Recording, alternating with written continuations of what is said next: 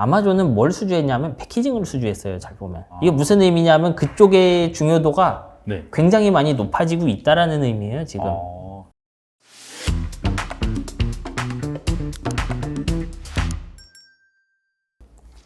네, 정인성 작가님 모셨습니다. 안녕하세요.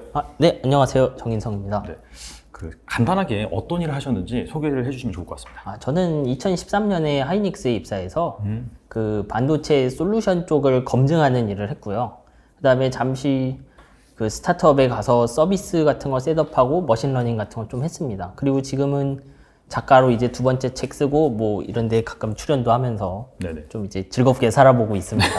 네, 잘 부탁드립니다. 네. 그 책을 제가 보니까 상당히 좀 전문적인 기술적인 내용이 많더라고요. 근데 그거를 마냥 어렵게 한 게 아니라 최대한 또 일반인들이 이해하기 쉽게 잘 풀어주신 것 같습니다. 그래서 사실 또 우리나라 증시에서 이 삼성전자나 SK 하이닉스를 중심으로 해서 또 수많은 반도체 관련 기업들이 있는데 그만큼 또 차지하는 비중이 큽니다. 그래서 이제 반도체 관련해서 궁금한 점이 많아서 제가 한번 자세히 한번 여쭤보겠습니다. 네, 알겠습니다. 네. 사실 올해 한 상반기까지만 하더라도 반도체 가격이 괜찮았거든요. 메모리 반도체 가격이, 뭐 D램이나. 근데 이제 하반기 들어서 좀 약세를 띠더니 전반적으로 다시 하락하는 그런 사이클로 왔어요. 그래서 이제 내년 그 메모리 반도체 업황을 어떻게 보시는지 궁금합니다. 이게 정말 예전보다 뭐 예전에도 이거 예측 잘 안 되긴 했는데 네네. 뭐 16년에는 17년이 불황일 거라고 생각했는데 17년은 뭐 슈퍼사이클이 되어버렸죠, 들어보면. 근데 이거 지금도 되게 예측은 힘든 것 같습니다. 이게 올해 그 모건 스탠리였나? 거기서 그 윈터 이즈 커밍인가 리포트가 나오고 맞아요. 예. 삼성전자가 그 7만 원을 깨고 쭉 내려갔어요. 근데 당장 이 촬영하기 직전에 보면 겨울인데 좀 따뜻하네 뭐 이런 반응이잖아요, 다들. 잠깐 약간 반등하는 약간 그런 느낌이 나긴 하죠. 네. 뭐 레포트 자체가 되게 긍정적인가 갑자기 확 쏟아져 나오고 그래요. 심지어 그 레포트를 썼던 모건에서도 좀 반도체에 대해서 전향적인 의견들 나오고 있고. 그러니까 저는 지금 시장이 뭐 반도체 회사들 합쳐졌지만 이제 고객도 사실 되게 커졌어요. 10년 전 마이크로소프트가 그 D램 사는 양이랑 그 비율이죠, 이제 전체 D램 100% 중에. 네네. 지금 마이크로소프트 뭐 이런 회사들이 사는 비율이 많이 다를 거예요, 아마. 그래서 큰 회사 하나가 투자 결정 바뀌면 이게 가격이 한 방에 왔다 갔다 하는 거 아닌가? 좀 이런 생각 많이 합니다, 지금은. 그래서 뭐 내년에는 오를 거라고 생각하지만 이건 그냥 레포트가 나왔으니까 이렇게 말하는 것에 가깝고요, 저도. 뭐 그래서 요약하면 내년은 괜찮을 것 같은데 이런 거 계속 예측하는 건 쉽지 않을 것 같다, 이제. 그냥 큰 트렌드를 보는 게 좋지 않는가 싶습니다, 저는.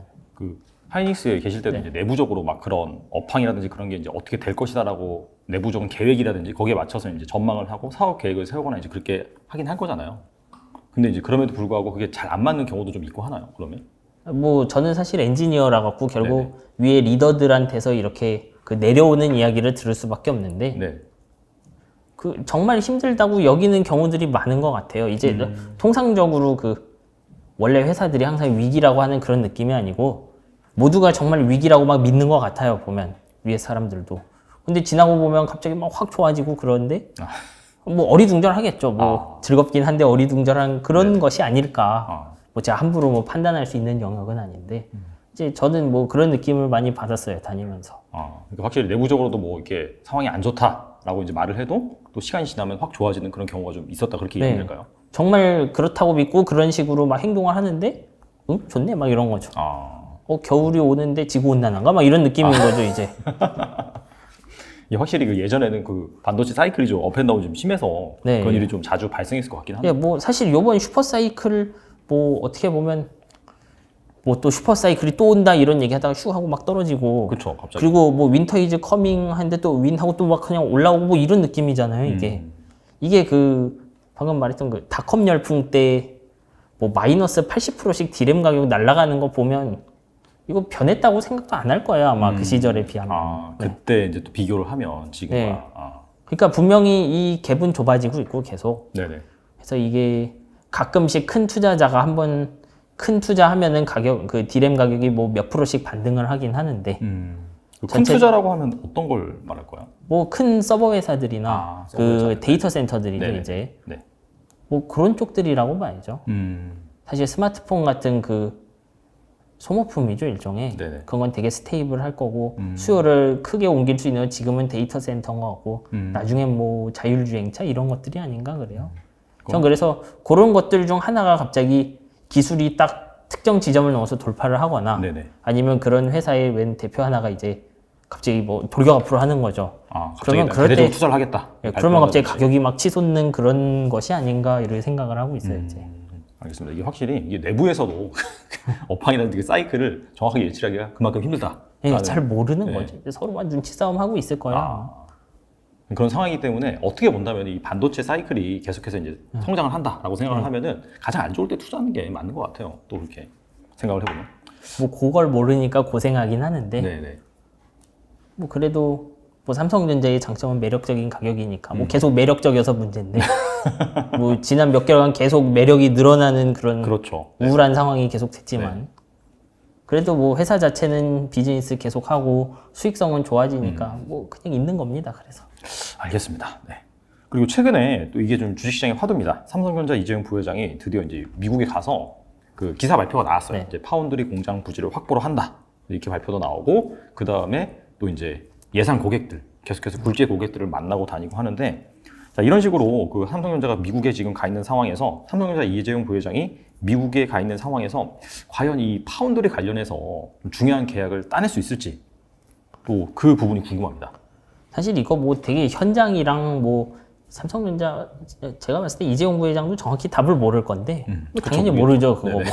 가서 답을 듣기 전에 알 수가 없는 네네네. 거니까. 네. 근데 이제 전체적으로 흐름을 보면 이제 애플도 새로운 AP를 내놓는데 그 원래 3나노에서 나올 거라고 믿었던 게 4나노에서 나왔어요. 보면 이제 4나노는 사실은 그 TSMC N5 이제 5나노 노드의 개선판이거든요, 실제로. 네. 그러니까 실제로 5나노 칩을 한 번 더 쓴 건데 매해 넘어가다가 네. 왜 그런 일이 생기냐 하면 이제 TSMC도 3나노 하기 위해 기술적인 결정을 막 할 거거든요. 네.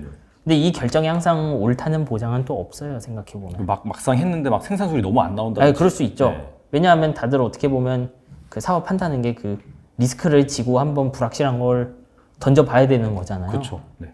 그리고 삼성전자의 3나노는 또 택하는 방향이 다르죠, 잘 보면. 삼성전자 3나노는 이제 아예 그 소자의 모양을 바꿔요. 그 GAA 방식. 예, 그렇죠. 뭐 게이트 오로라운드라고 네네. 이제 예전 핀이라고 해서 그 지느러미 모양으로 이렇게 위쪽으로 채널을 세웠는데 그렇죠. 그게 핀펫 방식이라고 그렇죠. 했었죠. 네. 이제 그 고가도로 여러 개 세우듯이 이제 네네. 바꾸는 형태인데 네. 그러면 의외로 그 정도 3나노급 밀도에선 그런 게 뭐 정답일 수도 있고 하거든요. 그러면은 고객사들 입장에서도 이 기술 난이도 높아지고 그런 거를 좀 적응을 하려면 삼성전자에 한 달이 걸쳐 놓는 것이 중요할 수 있어요. 고객사 입장에서 그죠. 예, 그러니까 삼성전자가 뭐 어느 정도는 계약을 항상 가지고 갈 수 있다고 봐요. 저는. 그리고 뭐 TSMC에 대한 가격 협상력을 차지하기 위해서라도 삼성전자 뭐 이제 이 어떻게 보면은 위협을 해야 되는 거죠, TSMC를. 퀄컴 같이 해서 야, 우리 너무 비싸게 부르면 갈 거야라는 이야기를 할 수 있어야 되는데 네네. 이 파운드리라는 건 제가 옮기고 싶으면 뭐 다음 달에 사무실 옮기듯이 옮기는 건 아니거든요. 그렇죠. 설계되어 있는 것도 막 수정해서 다시 마스크까지 만들어서 하려면 뭐 9개월 뭐 1년 이런 식으로 걸려요, 실제로는. 그래서 그 기간을 단축하려면 이제 릴레이션이 있어야 돼요, 둘이. 삼성전자랑 같이 네네. 일을 해봐야 되고 네네. 그리고 제가 이제 쓰는 예전 퀄컴이라고 해도 퀄컴도 뭐 다른 그 팹리스에서 칩의 일부 그 IP를 사서 쓰거든요. 네네. 근데 그거 사서 쓰려면 같은 파운드리 있어야 돼요, 이것도. 그러니까 제가 TSMC에서 제가 퀄컴인데 네네. 제 칩을 만드는데 여기다가 뭐 회사 3개의 IP를 썼다고 하면 네네. 얘네들도 다 TSMC 고객인 거예요, 실제로는. 근데 삼성전자에 퀄컴 먼저 옮겨가면 이 ABC 회사가 안 옮겨왔잖아요. 그러네요. 그럼 뭐 시간이 더 걸리겠죠, 그래서. 그러니까 미리미리 옮겨와 있어야 나중에 이걸 확 옮길 수 있는 거죠. 네네. 그런 면에선 삼성전자가 계약을 더 따낼 가능성은 점점 높아지죠. 일단 말씀드린 것처럼 기술 문제. 네네. 그 TSMC가 길을 잘못 가면 이제 어떻게 보면 퀄컴 경쟁자가 삼성을 택했는데 자기는 TSMC 택해갖고 그 1년 동안 빵꾸가 날 수도 있고 그런 거잖아요. 그 리스크를 피하기 위해서라도 한쪽으로 갈 필요 있고 가격 협상력도 있어야 되고 그리고 파운드리 전체 마켓을 보면 파운드리 마켓 자체가 커지기 때문에 원래 그 매출 1,000억 원 하던 회사는 그 TSMC에만 맡긴다고 하면 이게 한 1,500억쯤 한다고 하면 아마 그 조그만 칩 정도는 삼성전자에 맡겨볼 수도 있겠죠. 그러니까 뭐 요번에 찾아가서 계약을 막 따오고 그렇기보다는 알아서 그 문을 두드리는 회사들이 많이 있을 거라고 생각해요, 저는. 그 이게 정리를 해보면 사실 삼성전자가 뭐 영업을 잘하거나 기술력이 막 뛰어나서 지금 바로바로 계약을 따낸다라기보다도 이 고객사 입장에서 사실 TSMC라는 그 원 협력사 뭐 리스크가 워낙 크다 보니까 기술력은 TSMC급에서 왔다 갔다 하니까 가능한 네네. 거죠, 이것도. 예를 들면 중국의 그 중심국제 같은데 14나노급 양산이 안 되는 곳에다가 제가 문을 두드린다고 TSMC가 위협을 느낄 리도 없고 제품이 나올 수도 없겠죠. 그러니까 엄청 밀리지 않는 수준의 기술은 가지고 있고, 그리고 파운드리 계속 해나갈 자신도 있고, 네네. 뭐 그런 회사니까 당연히 문을 두드려야죠. 기술력도 어느 정도 비슷비슷하고 네, 그렇죠. 하니까 고객사 입장에서는 당연히 TSMC 한쪽에만 주는 것 자체가 너무 리스크가 크니 이렇게 나눠서 가져갈 수 있는, 삼성 입장에서는 사실 기회가 많이 발생할 수밖에 없는 그런 네, 상황이네요. 뭐 그렇죠. 뭐 마켓이 커지는 것도 되게 좋고요, 말씀드렸지만. 예를 들면 파운드리 마켓이 계속 줄어드는 중이라고 하면 네. 뭐 회사 하나 탈락할 가능성이 높죠, 더. 근데 지금처럼 고성능 칩의 수요가 확 늘고 모바일 칩 수요도 확 느는 상황에선 그럴 이유도 전혀 없죠. 알겠습니다. 만약에 이렇게 이제 삼성전자가 지금 파운드리 공장 부지를 확보를 하고 실제로 이제 수주를 많이 했어요. 네. 자, 그렇다면은 만약에 국내 반도체 밸류 체인도 어떻게 본다면 투자 관점에서는 좀 지켜볼 만할 것 같긴 하거든요. 만약에 주목한다면 어느 쪽을 좀 주목하는 게 좋을까요? 이제 저는 지금의 파운드리들 경쟁이 좀 더 일종의 종합 서비스 기업으로 변한다고 해야 되나? 이 부분에 좀 집중을 했으면 좋겠어요. 어떻게 보면 삼성전자가 굉장히는 아니고 상대적으로 밀리는 부분이긴 한데, 네. 요번에 인텔 같은 경우도 그 IDM 2.0이라고 네. 우리 파운드리도 하겠다, 뭐 이런 발표를 했어요, 보면. 그러면서 이제 그 발표 끝에 패트릭 사장이 그 고객사 두 개를 집어넣는데, 하나는 2024년 퀄컴이고 네. 나머지 하나가 아마존인데, 네네. 아마존은 뭘 수주했냐면 패키징을 수주했어요, 잘 보면. 네. 이게 보면 되게 독특한 상황이죠. 왜냐하면 원래 우리 그 반도체 기업체 오사트라고 네네. 그 아웃소싱한 그 패키징 테스트 기업들이 있어요. 네네네. 근데 사실 아마존한테 그 일종의 오사트 수주를 받았다는 이야기를 한 거랑 똑같아요, 인텔이. 이게 무슨 의미냐면 그쪽의 중요도가 네. 굉장히 많이 높아지고 있다라는 의미예요, 지금. 그 후공정 쪽이죠. 네, 그렇죠. 네네. 후공정 중에서도 이제 그냥 단순 패키징 말고 고성능 패키징들. 왜 그러냐면 옛날에는 제가 뭐 45나노, 뭐 28나노 이렇게 내려가면 그냥 뭐 그때도 힘들긴 했지만 칩을 통짜로 막 줄일 수가 있거든요. 네네. 근데 사실 칩은 제가 그 45에서 28나노 간다 그러면 모든 부위가 같은 사이즈로 줄어들지 않아요. 그러니까 그 연산의 중요한 로직이나 SRAM 이런 거 확 줄어드는데, 네네. 예를 들면 메모리랑 연결하는 곳이나 그런 부분은 크기가 잘 안 줄어들어요, 잘 보면. 그래서 제가 미세화의 이득은 그 연산하는 부분에 집중되고, 한 칩 안에서도 네네.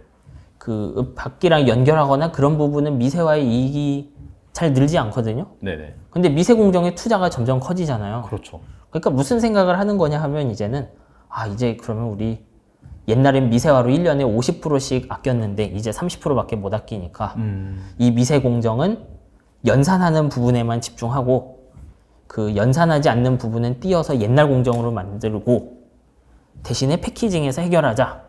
이런 트렌드인 거죠. 그래서 가장 커 나갈 수 있고 커야 한다고 이제 삼성전자를 따라다니는 밸류 체인이라고 하면 그러면 제일 커야 되는 건 패키징이니까 저라면 그쪽이랑 테스팅, 그 오사트죠. 이제 그런 쪽으로 보겠습니다, 저는. 어드밴스 패키지라고 해서 네. 뭐 그러니까 패키징도 용어가 되게 다양하더라고요. 제가 찾아보니까 그 패널 레벨 패키징 네. 뭐 이런 것들이 이제 어드밴스 그렇죠, 예. 패키징의 하나 종류라고 볼 수 있나요? 뭐 그런 것도 패키징 종류 하나인데 여기서 중요한 건 이제 고성능 로직끼리 그 네. 3차원으로 하거나 아니면 그러니까, 이제 인텔이 2.5차원이라는 표현을 하는데 네네. 원래 그 옛날에 칩 이제 MCM이라고 부르는데 네네. 그 칩 두 개 멀티 칩 모듈이에요. 그쵸. 그러니까 그 우리 다리 달린 반도체 하나에 두 개를 따로 만든 칩 두 개를 놓는다는 건데 걔네를 어떻게 연결하냐면 원래 그 기판 안에다가 이런 회선으로 연결을 해요. 그 안에 이제 구리나 뭐 금으로 된 회선을 만드는데 이게 점점 속도도 빨라지고 하니까 거기서 그 지연되는 속도나 열 발생을 무시를 못해요 이제. 그래서 걔네들도 일종의 그 실리콘 연결 같은 걸 하거든요, 웨이퍼로. 네. 근데 이제 그런 것들이 비용도 크고 좀 수율도 나가고 그래요. 극단적인 얘가 그 HBM이죠, 삼성전자 하는. 네네. 그런 거 아예 3차원으로 그 웨이퍼 자체에 구멍을 뚫어갖고 네네. 뭐 4층, 8층 이렇게 쌓아버리거든요. 뭐 그런 기술부터. 근데 그건 너무 비싸요, 사실. 아, 이게 엄청 경제성이 또 있어야 예. 돼요. 네. 예를 들면 제 옆집에다가 저랑 제 옆집이 이제 왔다 갔다 해야 되는데 고속도로를 놓겠다 이럴 수는 없잖아요. 그렇죠. 그런 데는 좀 가성비 연결을 해줘야 되고 그런 게 있죠. 그래서 그런 부분들을 해주는 회사들을 보는 게 좋아 보여요, 저는. 알겠습니다. 사실 근데 이게 예를 들어서 뭐 오사트 같은 경우에는 해외 쪽에서 너무 잘해서 삼성전자가 국내를 안 쓰고 해외를 쓸 가능성 이런 건 없나요? 뭐 그런 가능성 항상 있겠죠. 어. 저는 그쪽에 대해서는 삼성전자가 좀 발표를 아끼는 것 같아요, 항상. 아, 심지어 AMD조차도 이제 요번에 그 GPU 발표한 거 보면 인텔의 이제 이미비라는 패키징 기술에 대응하는 기술을 발표했거든요. 네네. 뭐 인텔은 이제 안쪽으로 파는 기술이라 그러면 뭐 AMD는 세우는 기술에 가까운데 기둥을 네네. 뭐 쉽게 말하면 팹리스도 AMD는 팹리스니까 공장이 없죠. 팹리스도 패키징에 대해서 그 언급을 하고 넘어가는 상황이니까 저는 그쪽에 대해서 좀 정확히 말해주는 게 좋지 않는가. 삼성 입장에서. 예. 근데 뭐 그런 말도 있더라고요. 이를테면 뭐 TSMC랑 삼성이랑 좀 격차가 벌어지는 게 TSMC 같은 경우에 이제 파운드리 중심으로 해서 자기네들만의 그런 오사트 그런 생태계를 너무 잘 구축해놨다. 그래서 이제 뭐 글로벌 그런 오사트 점유율을 보면은 대부분 대만 업체다. 근데 삼성 같은 경우에는 좀 그런 게 미흡하다 보니까 뭐 장기적으로는 뭐 국내 밸류 체인을 가지고 뭐 TSMC와 비슷하게 좀 그렇게 좀 오사트 쪽을 강화하지 않겠느냐. 그런 거에 대해서 어떻게 생각하세요? 사실 되게 어려운 일이죠, 이게. 왜냐하면 사실 TSMC는 그 TSMC란 파운드리의 가치는 그냥 반도체 잘 찍어주는 회사가 아니고 네네. 이제 우리가 칩을 만든다고 하면 순서가 이래요. 설계 회사가 설계해서 마스크를 만들면 TSMC에서 제조해 주는 거잖아요. 네네. 근데 이거는 되게 단순한 표현이고 실제로는 제가 설계를 하려면 설계 툴이 있어야 되죠. 그렇죠. 그리고 그 설계 툴을 통해서 뭘 하겠어요. 제가 실제로 웨이퍼 만들어 보기 전에 시뮬레이션도 돌리고 막 할 거잖아요. 근데 그 시뮬레이션을 어떻게 돌릴까요? 그 TSMC가 우리 3나노는 요런 특성이 있어요를 가득 보내줘야 할 수 있는 거죠. 네네. 그러면 그 값들을 가져와서 툴에 적용하고 요런 프로세스들이 있잖아요. 근데 그런 프로세스들은 거의 뭐 TSMC에 맞춰져 있다고 보면 돼요. 아, 그래서 설계 회사가 쓰는 툴도 TSMC만 보고 있다가 TSMC가 3나노 특성 어떻게 나왔다, PDK 나왔다 그러면 다 긁어다가 쓰는 구조죠. 이제 TSMC는 그런 걸 자기들 아마 버추얼 IDM, 뭐 가상 IDM이라는 식으로 표현을 했어요.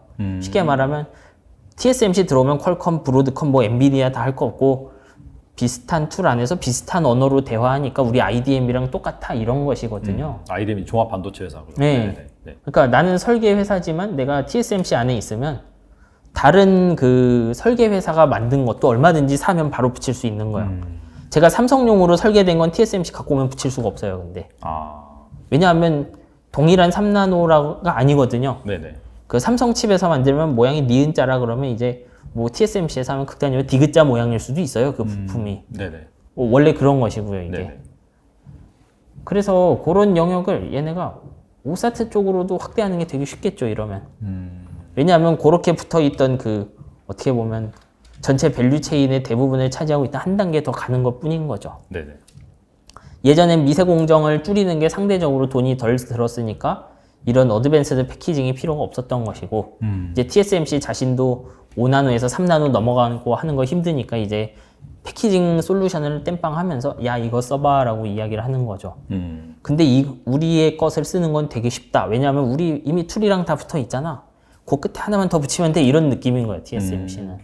그러니까 삼성전자 이거 뚫으려면 일단 그 모습을 거의 확실히 모사를 하든지 아니면 삼성전자 자신의 에코시스템을 TSMC급으로 키우기 위해서 아예 대대적으로 발표하고 투자를 하든지. 근데 저는 거기에 대해서는 아직은 그 구체적인 어떤 로드맵은 못 본 것 같아요, 제가. 아직까지 삼성 쪽에서 뭐 발표하거나 방향을 잡거나 그런 액션은 없었다. 그죠? 뭐 일단 생태계를 키운다는 노력은 계속 하고 있어요. 뭐 네네. 거기서도 뭐 세이프라는 그런 에코시스템을 만들고 있는데 이것이 그 패키징까지 로드맵을 가지고 있는 것인지 저는 이런 거에 대해서는 잘은 모르겠어요, 지금. 알겠습니다. 왜냐하면 TSMC는 그런 거에 대한 발표가 되게 분명하거든요. 우리가 그 쉽게 말하면 생태계 한 덩어리 놀이터 같은 것이다. 좀 이런 느낌으로 항상 어프로치를 하고 선전을 하고요. 네네. 말씀을 들어보니까 이게 TSMC가 워낙 기존의 그런 생태계라든지 그런 시스템을 잘 구축해놔서 이게 약간 철옹성 같은 느낌이 들긴 하네요. 그러니까 이게 단순한 수주 업체가 아닌 거죠. 네. 그러니까 설계가 이제 수주를 맡기니까 갑이고 파운드리가 을이고 그런 것이 아니고 네네. 되게 좀 요 안에 들어와야 우리가 주고받을 수 있는 당근마켓 같기도 하고 좀 그런 느낌인 거죠, 그 안에서는. 그 말씀 들어보니까 삼성전자가 TSMC를 따라잡기가 이렇게 쉽지 않을 것 같은데 그럼에도 불구하고 약간 좀 가능성 내지는 뭐 삼성이 가지고 있는 경쟁력 그런 게 있을까요? 뭐 당연히 있죠. 그래도 네네. 뭐 말씀드렸지만 이거 그대로 계속 가면은 그 대가로 TSMC는 자기 마진을 계속 올려가겠죠. 야, 그래서 딴 데 갈 거야? 이런 느낌으로 갈 것이기 때문에 그거를 또 보고 있을 수는 없어요. 팹리스들도. 네. 그러니까 그럴 때 우리 갈 거야라고 대답을 할 수 있어야 되겠죠. 네네. 그러니까 삼성전자는 계속 선택을 할 겁니다. 뭐 퀄컴도 뭐 스냅드래곤 칩이 왔다가 떠났다 하는데 뭐 안 갈 수는 없어요. 사실 왜냐하면 지금 첨단 공정을 맡고 있는 수많은 그 장애물 중 하나가 EUV인데 ASML에 그렇죠. 노광 장비죠. 네. 어차피 EUV는 TSMC가 안 사면 삼성이 사가요. 줄을 좀 많이 서 있지 않을까요? 지금 그거 살라고? 아니 뭐 그렇죠. 근데 줄 서고 있는 회사들은 몇 개 안 돼요, 사실은. 일단 파운드리아는 TSMC, 네네. 삼성전자, 네. 그리고 인텔, 네네. 그리고 메모리 나머지 하이닉스, 마이크론 이거 말고 EUV 살 데가 없을 거래 아마.